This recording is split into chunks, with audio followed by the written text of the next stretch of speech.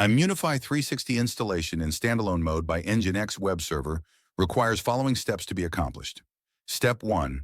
Install and configure the prerequisites for nginx web server. Step 2.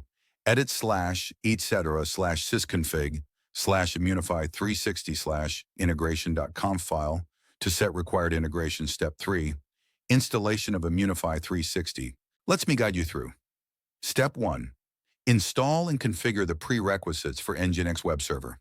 You can use Mod Security 3.0x with nginx web server. An nginx module called nginx HTTP real-lip module needed to get IP behind proxies. PHP with JSON extension loaded and proc open function should be enabled for Imunify360 to work properly.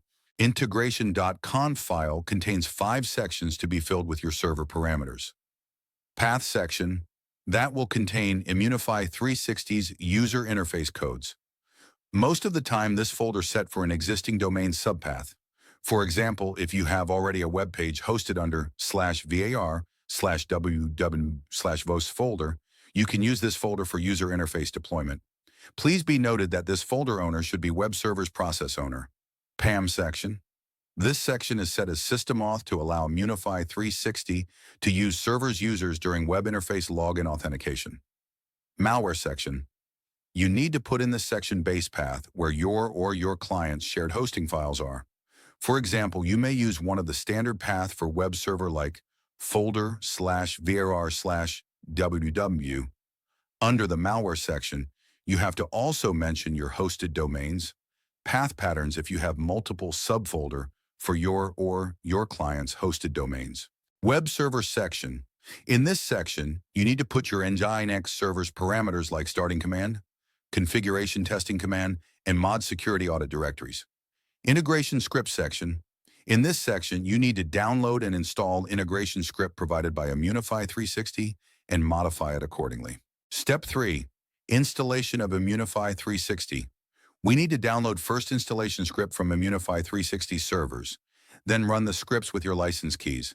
Installation process may take a while to complete. Please wait until the end of script. Before starting installation process, let's check integration files for users, admins, and domains. These integration files is placed under /etc.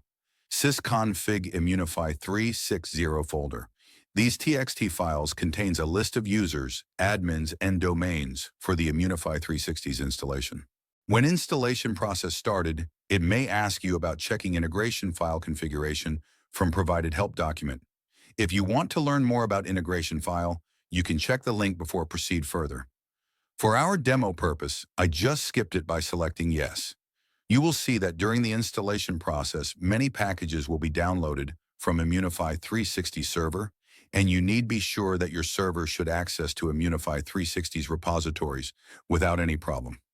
At the end of the installation script, you should see a message saying that installation process completed successfully. After the installation completed, you can log in Imunify360 login.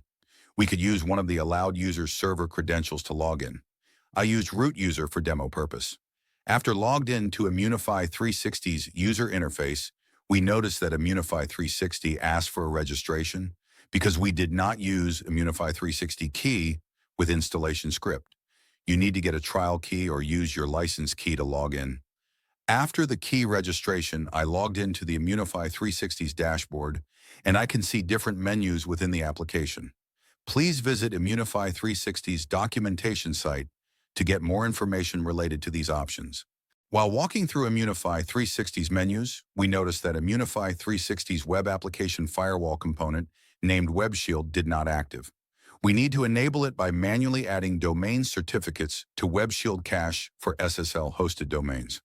To do this, we need to download in Python script from support pages and add path of the hosted domain certificate files.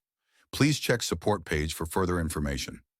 After adding certificates, we'll also enable Web Shield service from the server and start it. We can see now that Web Shield is active on the server and Imunify360's WAF rules actives to protect your application layer 7 attacks.